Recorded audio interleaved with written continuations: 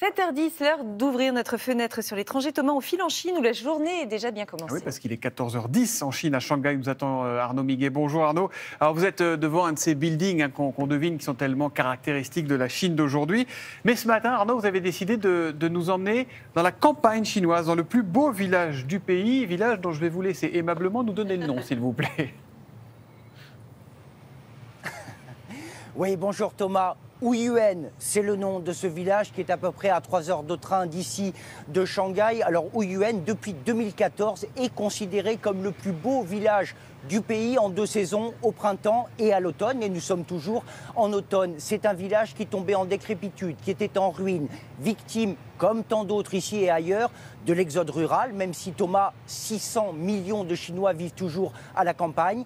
Mais un homme, un ancien policier, devenu guide touristique, devenu investisseur, est tombé amoureux de ce village et a décidé de le reconstruire pour le transformer tout simplement en site touristique avec entrée payante.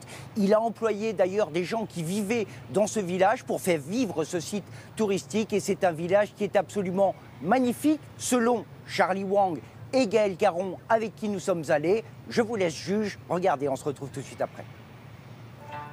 C'est l'un des plus beaux villages de Chine, surtout en cette saison, à l'automne. Huiyuan, une carte postale de la Chine rurale. Le village vieux de 600 ans, au milieu des montagnes, attire des hordes de touristes en cette saison, de récolte et de séchage. 3000 personnes chaque jour, dans ce village qui est l'un des plus photographiés du pays. On dit qu'on trouve ici les plus beaux paysages d'automne. J'avais envie de voir ça de mes propres yeux. L'architecture des maisons est si particulière. C'est bien pour faire de belles photos. C'est très coloré. Il y a les kakis, les piments, les chrysanthèmes, les citrouilles. Tout ça fait partie du voyage.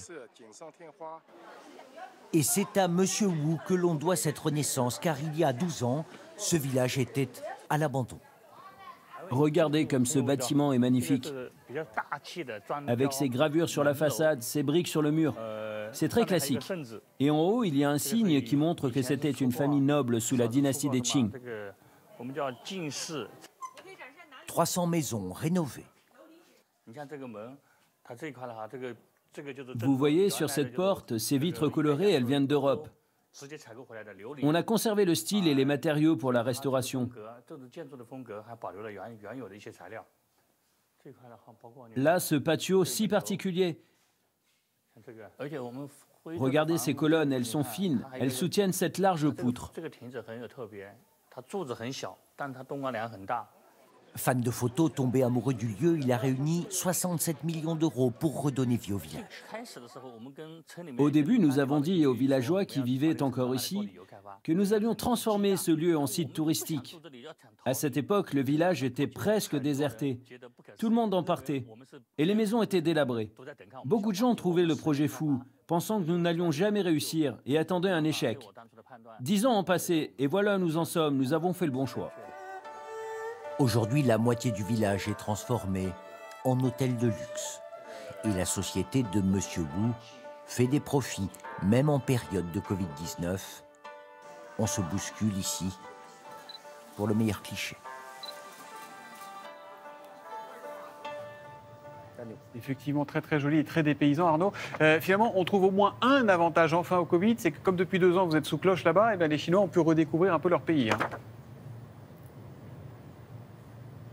Oui, c'est vrai, le tourisme intérieur, le tourisme en Chine a augmenté parce que les voyages à l'étranger sont extrêmement limités depuis mars 2020. Mais depuis hier, depuis que le gouvernement a annoncé une levée des restrictions, tout le monde attend la prochaine étape, c'est-à-dire la diminution de la quarantaine lorsque l'on vient ou lorsqu'on revient en Chine. Elle a été de 21 jours, puis 14 jours. Aujourd'hui, c'est 8 jours, mais c'est toujours beaucoup. Les touristes vont peut-être enfin revenir nous voir. Merci beaucoup Arnaud Miguet en direct de Shanghai dans Télématin.